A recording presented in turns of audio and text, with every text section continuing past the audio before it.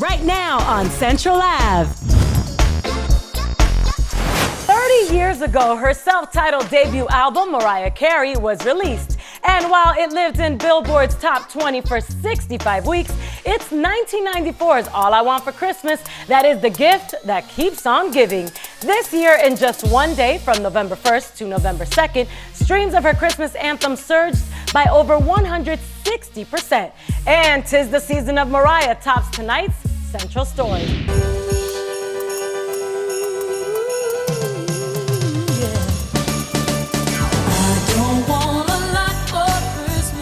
Mariah Carey is Christmas.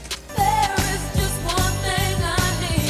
have such an emotional connection to Christmas, and the need for me to express myself and make a song that made me feel happy at the holidays. All I Want for Christmas Is You could become #1 as a holiday tradition every year. 25 years after its inception, the joyous jingle finally hit #1 on the Billboard Hot 100 in 2019. And editorial director for Billboard, Ian Drew, says Mariah worked for it. There was a huge campaign last year for Mariah to really make that happen. And she was on the cover of Billboard. She really pushed that song out. In terms of profit, it's earned her over $60 million in royalties so far. The original video was so nice, she remade it thrice. And the holiday juggernaut is so iconic, almost every celebrity who's entered James Corden's Carpool Karaoke has joined in.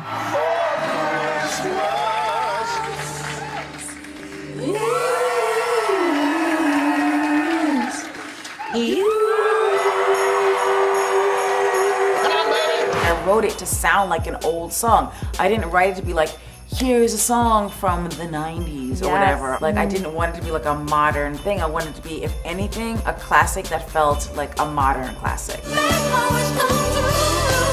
When I got into the studio with Walter A., we came up with a lot of different ideas to make it feel like a classic. Genius of Mariah's doing this type of a rock and roll feel is that she created a lyric that probably to this day is the only Christmas love song. It's time. You have never seen a home decorated for the holidays unless you've gone to Mariah's home, and so just the tree itself, breathtaking, garland everywhere, lights everywhere, the smell. Music journalist Garrett Kennedy, who has interviewed and befriended Mariah, explains the magnitude of Mariah's holiday feat. Mariah has done something so rare, which is create a new Christmas classic, to have a whole new Christmas record that for 25 or whatever years has been a standard. That's so tough to do, and I think she was able to nail it because of the fact that it was written from a place of trying to find the joy of that season. Mariah is one of the acts who is not only a recording artist, but a writer as well.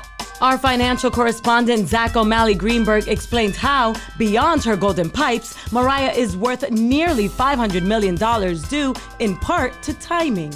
She was the queen of music at its highest point in the mid to late 90s. In terms of physical sales. And when the shift went over to streaming, she had this huge hit, All I Want for Christmas Is You, that was ready to come out every year for the rest of eternity, continuing to make her even more wealthy. The song also brought the 50-year-old mom of twins Moroccan and Monroe 3 new record breakers in the 2020 Guinness Book of World Records, which she celebrated with her 9-year-olds on stage.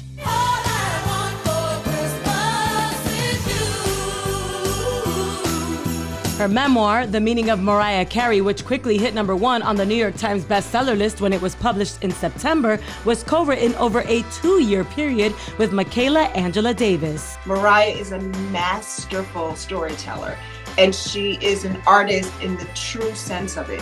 She is very aware of how people perceive her. Mariah is someone who is now really enjoying the level of celebrity that I think for a long time she might have felt a little boxed in by. Stay.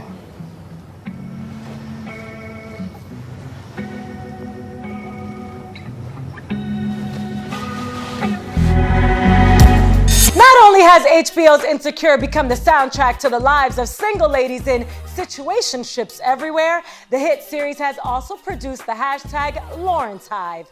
And I sat down with the leading man to discuss why he generates so much buzz.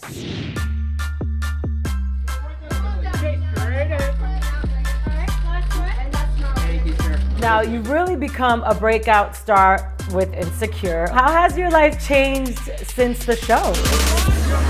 I definitely move differently. I go places a little differently now. Tonight made me happy. You make me happy. When you are moving differently, are you like moving away from how women are coming towards you in the streets? Someone once told me to just keep your head down and just keep moving forward. And I think that's what I've kind of always lived by. But I don't look at my DMs that much.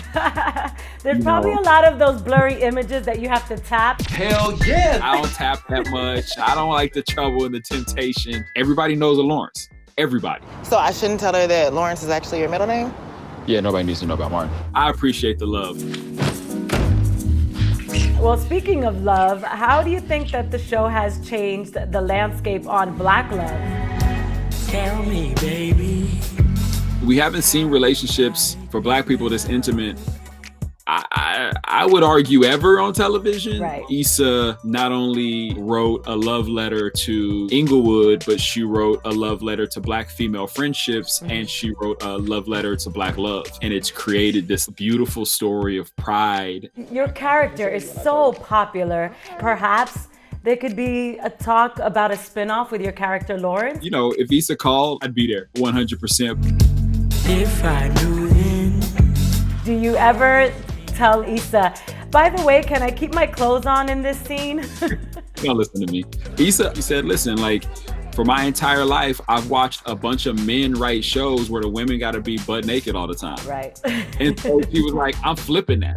Good for her. And in doing so, Issa Rae has also helped flip Jay's career. Now the rising star is executive producing Amazon's new thriller, Black Box. We call this headset the Black Box. Are you ready? Just having the opportunity to tell different stories, you know, any opportunity I have to give someone else a chance is something that I have to do. You recently became a father. How has that been? I mean, it's wild. It is by far the best thing I've ever done in my life. My daughter feels like a superhero to me. And like she's saving me every day. I love it. You're a girl dad. I'm a girl dad all day. I'm trying to come out of quarantine looking like a whole new person. I stumbled across this video where you were giving us a day in the life of being you during quarantine, basically. Do you still have a love for face masks? That's right. Men do face masks too, baby. I've been doing my face mask. Listen, this is it. I enjoy a mask. I'm not gonna lie. I gotta shout out somebody. Her name is Kara Wang. And Kara, when we were shooting Top Gun, we were all in a hotel together. 12 of us were in her room. Once a week, she would have mask parties. It would be a mask and wine party. So wait, the Top Gun Maverick cast packed in a California hotel room served drinks and face masks? Please tell me the Tom Cruise had the need for a boozy beauty treatment. I have to admit, I wasn't expecting an invitation. No, Tom wasn't a part of the party. I'm sure he was excited for us that we looked fresh. We'll do one before the premiere. We'll get him there. Well, I'm beyond excited for this one, but all of us with the need for speed will have to wait. Due to the pandemic, the premiere of Top Gun Maverick has been pushed again. It's now scheduled to hit theaters July 2021.